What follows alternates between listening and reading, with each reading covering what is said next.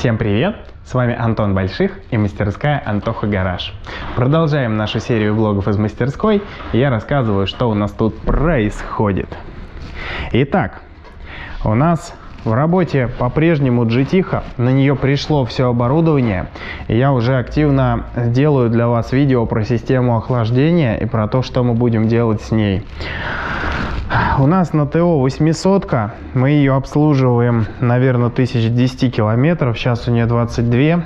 Очень живой, хороший мотоцикл, с которым ничего глобального не происходило никогда на нашей памяти.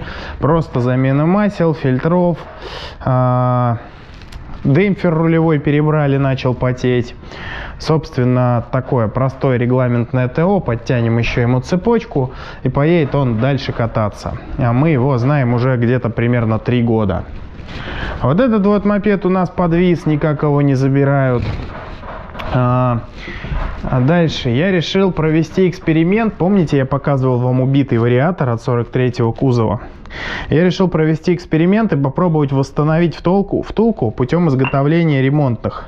То есть по центру оставил родной металл, и 2 втулки решил попробовать запрессовать с разных сторон. Когда начал углубляться в то, из чего сделать втулку, мне удалось откататься, закрепиться с очень хорошей точностью. Соответственно, потом сюда будут запрессовываться втулки, протачиваться еще раз в чистовой размер.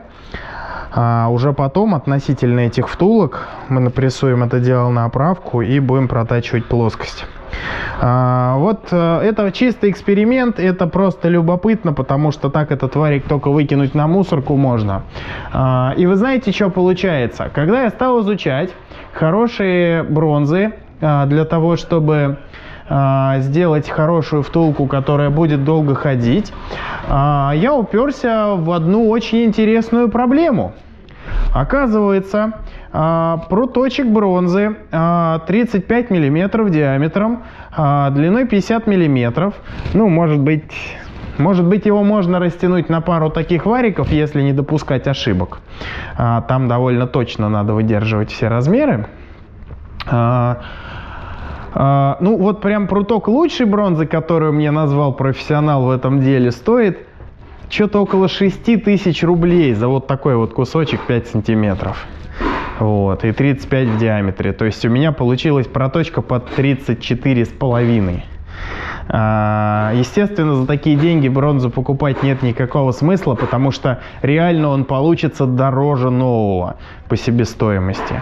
Поэтому я взял простое и дешевое БРАЖ. Вот. Конечно, оно будет хуже работать, но будет. Блин, как они замучили стучать, я не знаю. Надеюсь, этого будет не слышно на камере.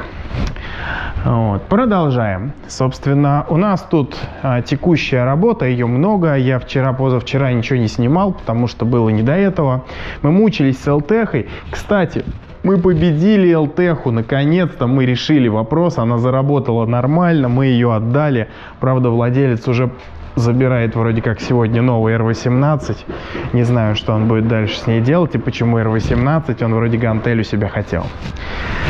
У нас тут закончена 400-ка, буквально только скатили ее с подъемника. C650 GT у нас в процессе. В конечном итоге одна деталь новая пластика у нас пришла, и 2 серебристые детали мы отдали в покраску.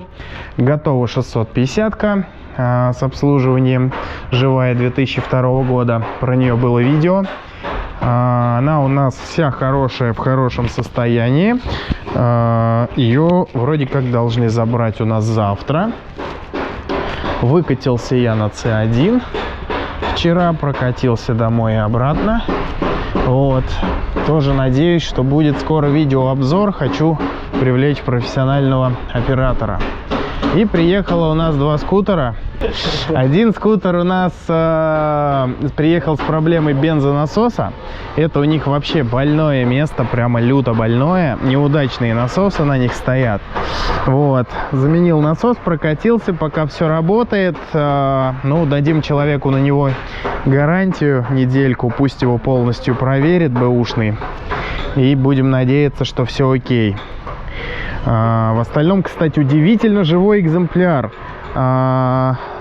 типа что-то 25 пробега, абсолютно идеальный суппорт, очень хорошо работает варик. Я не знаю, что с ним делали, не делали, владелец говорит, не делал ничего, но прямо вот, ну, куда я лезу по техничке, выглядит хорошо. Только в насос уже кто-то лазил до нас и что-то там пытался накрутить, вот, а в остальном все прекрасно. И приехала 650-очка интересная, она у человека сыновья, ну или почти сыновья, что-то он такое говорил. Она Бургман дилерская, и пробег у нее 29. Здесь пропала зарядка, надо будет сделать полный осмотр, все изучить.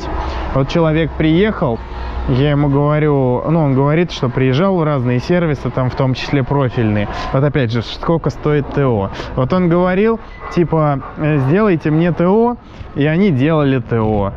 Причем пару сервисов известных московских назвал. Ну то есть меняли масла, все дела. И ничего толком не осматривали. Мне лично непонятен такой подход, я не понимаю, как так. Потому что вот смотрите, я просто стою рядом с мотоциклом, прям при клиенте, говорю, ну там подшипники какие-нибудь ты менял, еще что-нибудь делал? Нет, типа я ничего не делал. Я прям вот так вот беру колесо, оно это болтается, вон уже на гребенке АБС пропилила датчиком АБС даже. Она еще, судя по всему, кривоватая. То есть подшипники полностью отсутствуют и вот-вот развалятся окончательно, так что ехать будет нельзя. Вот. Ну и, соответственно, человек приехал именно с запросом на полный осмотр, полную диагностику, сделать все, что необходимо, потому что он катается в дальники, и надо, чтобы мопед не подводил. В общем, примерно какая-то такая ситуация. Ждем еще пару мотоциклов и дальше продолжаем трудиться. Продолжаем наш сегодняшний день. У нас гантеля в процессе.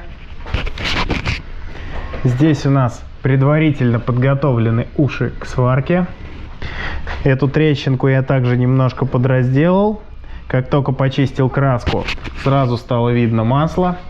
Помыли радиатор, он был очень грязный. У него отсутствует защита поперечная, вернее продольная, заводская, которая здесь стоит и отсекает довольно большое количество грязи, и в конечном итоге забивается он намного быстрее. Я думаю, что мы очень порекомендуем ему поставить брызговичок на переднее крыло, и эта проблема будет не так актуальна, но в перспективе надо, конечно, поискать еще родную защиту. Закатили 650-ку, 800-ку сделали. Здесь у нас проблема с зарядкой, неявная, но когда долго поработает, я уже тут поковырялся, немножко посмотрел, когда долго поработает, напряжение начинает падать. Поэтому добираемся до релюхи, будем диагностировать. 400-ка с насосом у нас уехала, я дал на бэушный насос гарантию неделя.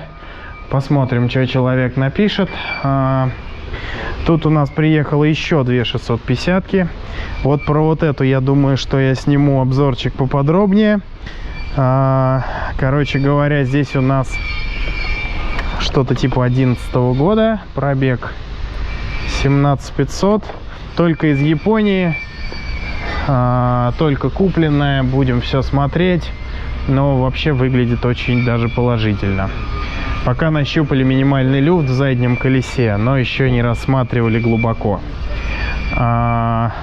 И вот эта вот 650-ка вроде как 2015 года. Будем ее диагностировать. С ней вроде все в порядке. Но надо поглядеть.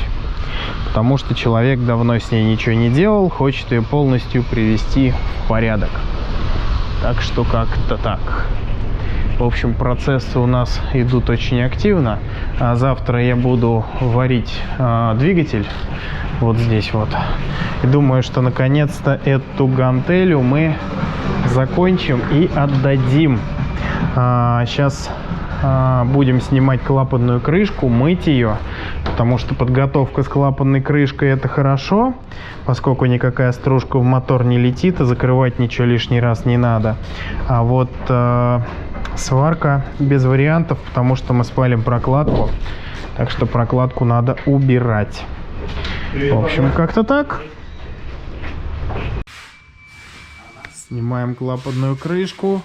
И здесь у нас просто офигенный тюнинг.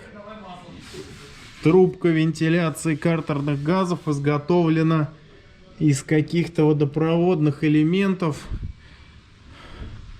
веток и всего, что было под рукой. Обалдеть можно. Трубка на самом деле стоит недорого, ее часто ломают по незнанию.